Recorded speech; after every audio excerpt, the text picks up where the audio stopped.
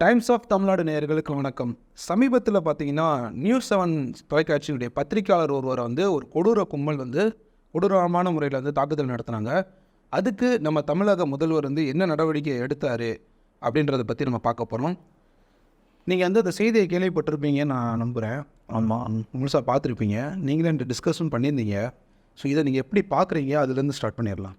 திருப்பூர் மாவட்டம் பல்லடம் பகுதியை சேர்ந்தவர் செய்தியாளர் நேசப்பிரபு. இவர் நியூஸ் 7 தொலைக்காட்சியில் இவர் ஒர்க் பண்ணிட்டு வர்றாரு. நிறைய விஷயங்களை இவரும் வெளிக்கொண்டு வந்திருக்கிறாரு அப்படின்ற மாதிரிலாம் சொல்கிறாங்க. கரெக்டாக ஒரு 2 நாள் முன்பு பார்த்தீங்கன்னா நேசப்பிரபு அவர்கள் ஃபோனில் ஒரு காவல்துறை ஏதோ சம்திங் ஏதோ பிசின்னு நினைக்கிறேன், அவர்கிட்ட பேசுகிற ஒரு ஆடியோ நமக்கு வெளியில் வந்திருந்தது. அதெல்லாம் பார்க்கும்போது எப்படி இருக்குது அப்படின்னா, ஒரு பத்திரிகையாளருக்கு பாதுகாப்பு இல்லையே தமிழ்நாட்டில் அப்படின்ற மாதிரி தான் இருக்குது. சரிங்க சூரியன், உங்ககிட்ட நான் ஒரு கேள்வி ஒன்று கேட்குறேன்.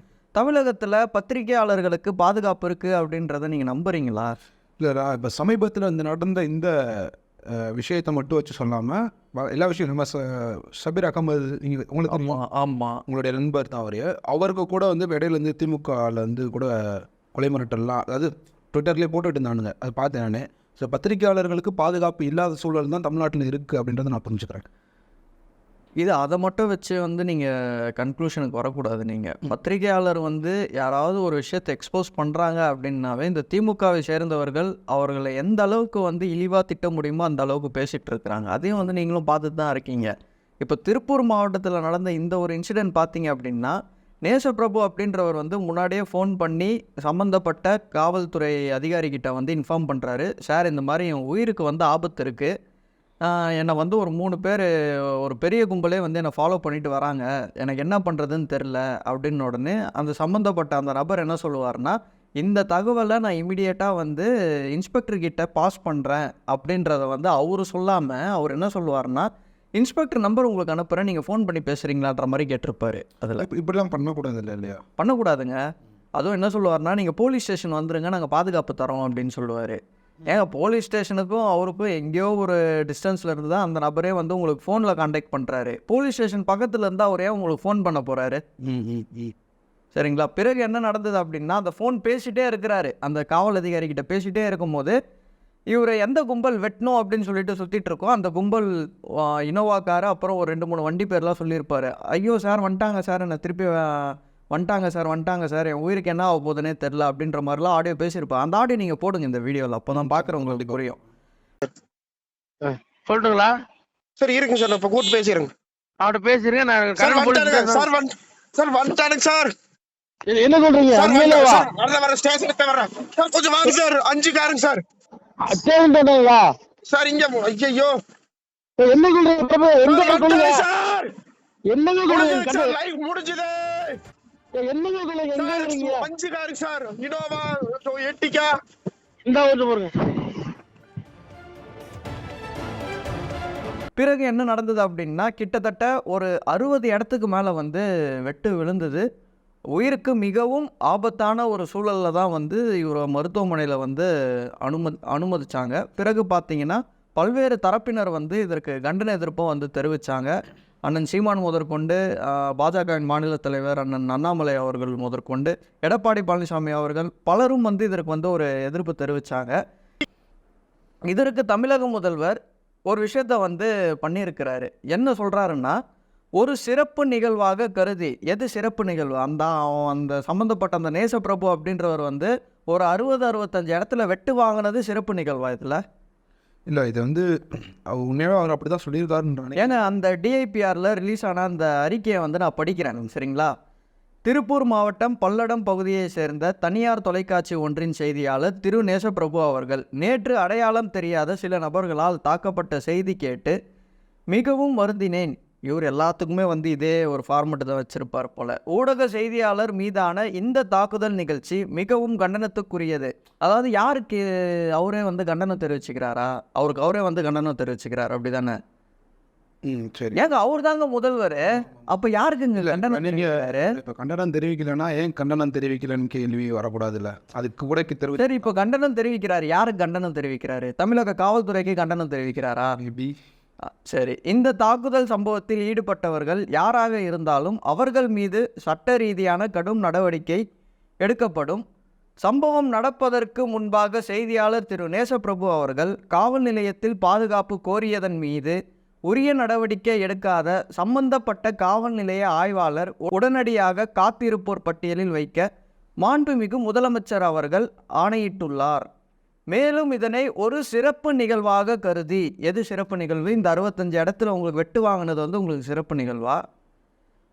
மருத்துவ சிகிச்சையில் உள்ள திரு நேசப்பிரபு அவர்களுக்கு பத்திரிகையாளர் நல வாரியத்திலிருந்து ரூபாய் 3 லட்சம் வழங்கிடவும் ஆணையிட்டுள்ளார். இப்படின்னு சொல்லிட்டு டிஐபிஆர்லேருந்து அஃபீஷியல் ரிலீஸ் வந்திருக்கு.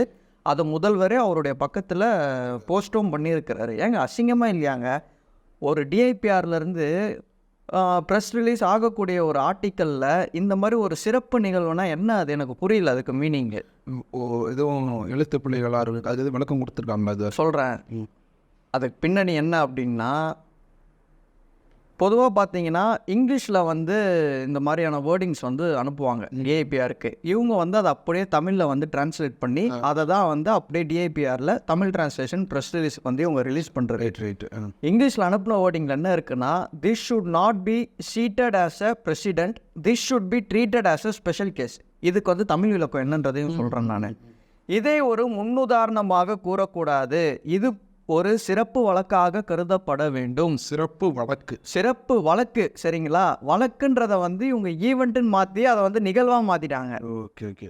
அது அப்படியே டிரான்ஸ்லேட் பண்ணிட்டா கூட இவ்வளோ பெரிய மிஸ்டேக் வராது. ஆமாம், அவங்க எப்படி பண்ணாங்கன்னு தெரியும். ஒரு சிறப்பு நிகழ்வுனா எது உங்களுக்கு சிறப்பு நிகழ்வு? ஒரு 65 இடத்துல ஒருத்தர் வெட்டு வாங்கினது உங்களுக்கு சிறப்பு நிகழ்வா? இதில் இல்லை, இது இப்போ நிறையா நீங்கள் சொன்ன மாதிரி சோஷியல் மீடியாவில் நிறையா கண்டனங்கள் வந்துக்கிட்டு தான் இருக்குது. ஸோ இதை அந்த அர்த்தத்தில் அவங்க சொல்லியிருக்க மாட்டாங்கன்றதை நீங்கள் நம்புறீங்களா?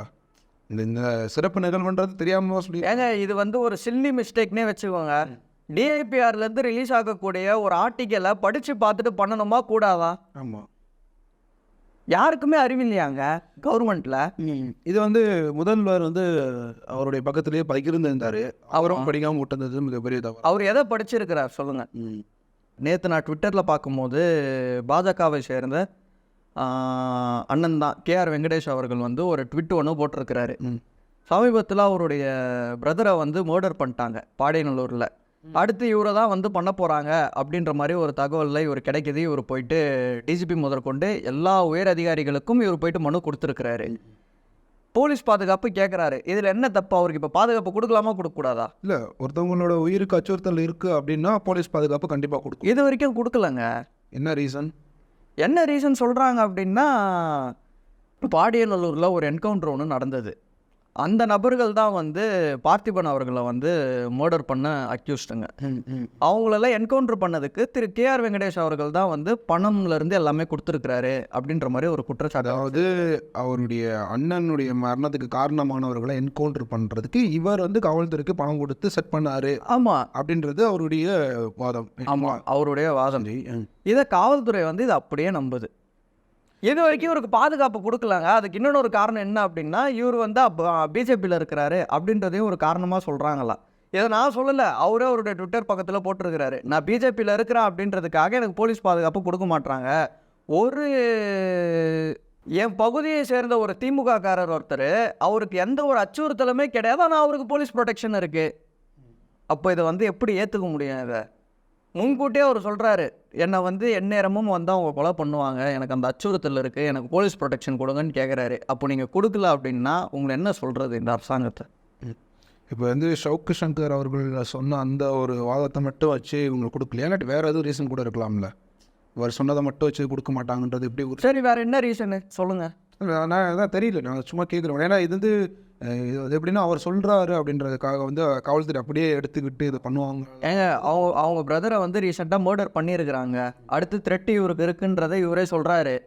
அப்போ இவருக்கு பாதுகாப்பு கொடுக்கணுமா கொடுக்கக்கூடாதா? இன்டெலிஜென்ஸே சொல்லியிருக்குங்க, இவருக்கு த்ரெட் இருக்குது, நீங்கள் பாதுகாப்பு கொடுங்க அப்படின்ற மாதிரி இன்டெலிஜென்ஸே கொடுத்துருக்கு. அதையும் மீறி தமிழக அரசு கொடுக்கல அப்படின்னா அப்போ இதில் யாருடைய தலையீடு இருக்குது? நீங்கள் சொன்ன இந்த சம்பவங்களை வச்சு பார்க்கும்போது இவர் அவர் கேஆர்வி பார்த்தீங்கன்னா சாதாரண ஒரு மனிதன் தான். பத்திரிகையாளர்கள் பார்த்தீங்கன்னா மக்களுக்கு பத்திரிகை தகவல்கள்லாம் சேர்க்கக்கூடிய ஒரு பத்திரிகையாளர்கள். 2 பேருக்குமே பாதுகாப்பு இல்லை. அதாவது பத்திரிக்கையாளர் ஏங்க யாருக்குமே பாதுகாப்பு இல்லைங்க. இந்த ஆட்சி, இந்த அரசாங்கம் வந்ததுல இருந்து ஒருத்தருக்கு கூட பாதுகாப்பு கிடையாது. யாருக்கு பாதுகாப்பு இருக்கு நீங்க சொல்லுங்க? குழந்தைகள் முதற்கொண்டு பெரியோர் வரைக்கும் யாருக்கு பாதுகாப்பு இருக்கு?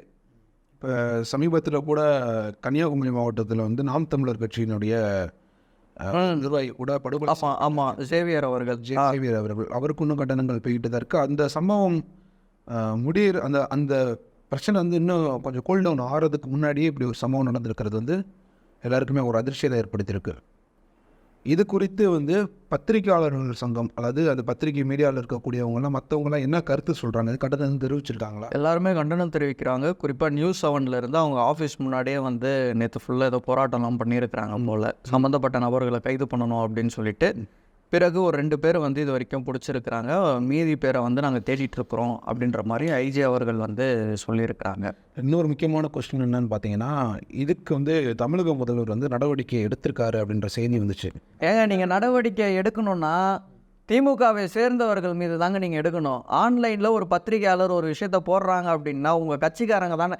ஏங்க ஒரு RS பாரதி பையன் தானே ஓப்பனாகவே வந்து கொலை மிரட்டல் விட்டது ஷபீர் அகமது அண்ணன் அவர்களுக்கு. என்ன நடவடிக்கை எடுத்தீங்க நீங்கள்? இல்லை, இப்போ இந்த விஷயத்தில் வந்து அவர் என்ன நடவடிக்கை எடுத்திருக்காரு? 3 லட்ச ரூபாய் கொடுத்துருக்கிறாரு. இது ஒரு சிறப்பு நிகழ்வுன்னு சொல்லியிருக்கிறார், அவ்வளோதான். இந்த 65 வெட்டு வாங்கினது வந்து ஒரு சிறப்பு நிகழ்வு. இவ்வளோ விஷயங்கள் வந்து நீங்கள் சொல்லியிருக்கீங்க. என்னென்ன பத்திரிகையாளர்கள் நடக்கக்கூடிய அநீதி, மக்கள் பாதுகாப்பாக இல்லை அப்படின்ற விஷயத்தையும் சொல்லியிருக்கீங்க. அது மட்டும் இல்லாமல் தமிழக முதல்வர் வந்து இன்னும் திமுகவை சேர்ந்த அந்த இணையதளத்தில் இருக்கக்கூடிய அவர்களை வந்து இன்னும் கொஞ்சம் கண்ட்ரோலாக வைக்கலாம் அப்படின்ற விஷயங்களெல்லாம் சொல்லியிருக்கீங்க. மக்கள் மத்தியில் வைப்போம், என்ன முடிவு பண்ணுறாங்கன்னு பார்ப்போம். நன்றி.